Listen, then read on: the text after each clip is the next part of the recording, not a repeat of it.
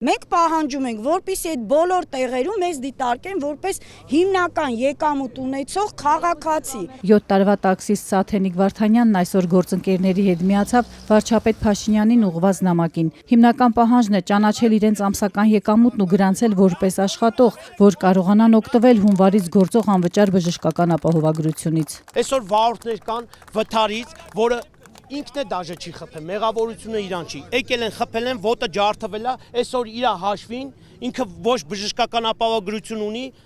բժիշկներին փող է տալիս։ Բայց ինքը տուրք է տվել, արդեն մի տարուց ավել է, 2 տարի է, ինչքան գիտեմ, պետական տուրքը տալիս են։ Քանի?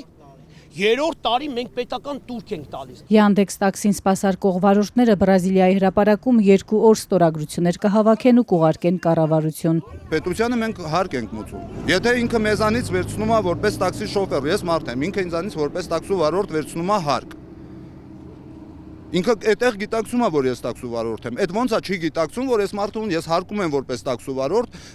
դեպքում բերեք գրանցված աշխատող համարենք այդ մարդուն։ Եթե կառավարության ղեկավարը չկատարեց իրենց պահանջը, անհնազանդության խաղաղ ակցիաներ կանեն, հայտարարում էր նրանց սատարելու եկած Երևանի ավագանուն Դիմադիր Մայր Հայաստան խմբակցության անդամ Մեսրոբ Մանուկյանը։ Այդքան որ հայտարարվում էր կառավարությունում, որ այն աշխատողը, որը 200,000 դրամից ավել աշխատավարձ է ստանում, պետք է համարվի առողջության համապարփակ ապահովագրության հիմնադրամի շահառու, ճիշտ է թե չէ, այսինքն անվճար այս մարդիկ բուժօգնություն ստանան։ Այս մարդիկ նաև զրկված են դրանից, այսինքն իրենք իրանց վաստակացից 25-ից մինչև 31% գումար են դուրս տալիս, այսինքն վճարում են, տաքսի ծառայություն կլինի, հարկային կլինի, մյուսը կլինի, դրա դիմաց մեր երկրում իրանք չկան, պետության համար այս մարդիկ չկան։ Վարորդները պատմում են, որ օրական նախատեսված 8 ժամի փոխարեն մինչև 14 ժամ են աշխատում, որ կարողանան թե Yandex-ի միջնորդավճարը փակեն, թե պետական տուրքը վճարեն եւ գումար առանձնացնեն վառելիքի, մեքենայի եւ ընտանիքի համար։ Ամեն ամիս ամեն մարդուց ամենակիչը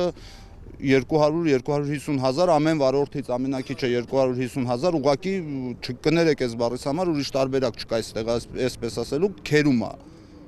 Տոկոսադրույքը սկզբից, որ Yandex-ը նոր եկավ Հայաստան, բոլորս հիշում ենք, չէ՞, սկզբից առանց տոկոսեր, հետո 3-4% ու բարձրացավ կամաց-կամաց, այս պահին տոկոսադրույքը մինիմալը կազմում է 25%։ Վարորդները ստիպված ենք լինում քշել 12-14 ժամ։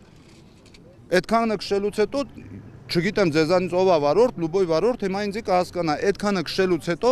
վարորդը անգամ եթե չի օգտագործել ալկոհոլ կամ ինչ-որ մի բան, բայց նա չի կարող ստապ լինել, որովհետև նրա մեջ էլ ուժ չկա։ Ընդհանուր առմամբ 1/3-ից վարորդին մնում է գումարի մոտ 69%-ը։ Մի մասը վճարում են Yandex-ին, 4-ից 5%-ն էլ պետությանը որպես պետական տուրք։ Պետական տուրքի մասին օրենքով է որոշվում տաքսիստ վարորդների պետության առջև պարտավորությունները։ Դրանք ոչ եկամտահարկ են վճարում, ոչ էլ սոցիալական վճար, չունեն աշխատանքային պայմանագիր, չեն համարվում գրանցված աշխատող, հետևաբար չեն էլ կարող օգտվել առողջապահական անվճար ապահովագրությունից, եթե անգամ ամսական վաստակում են 201,000 դրամից ավելի մաքուր աշխատավարձ, զրկված են նաև եկամտահարկի վերադարձից։ Մենք դաժե ապառիկի թուղթ ենք ուզում ավտոները թարմացնենք կամ ինչ-որ տունը մի բան առնենք, չեն կարող ապառիկով է դաժե։ Ասում են դուք ոչ միտեղ գրանցված չեք։ Ինչու են օնլայն տաքսիների վարորդները հայտնվել լուսանցքում, ինչու պետությունը չի կարգավորում նրանց աշխատանքային հարաբերությունները։ Այս հարցերի պատասխաններն այսօր ՊԵԿ-ից ստանալ չհաջողվեց։ Ազատության զանգերը մնացին անպատասխան։ Yandex-ի ղեկավարությունը եւս մեր հարցերին չպատասխանեց, խնդրեցին գրավոր հարցում ուղարկել, որին էլ նրանց փոխանցմամբ կպատասխանեն օրենքով սահմանված ժամկետում։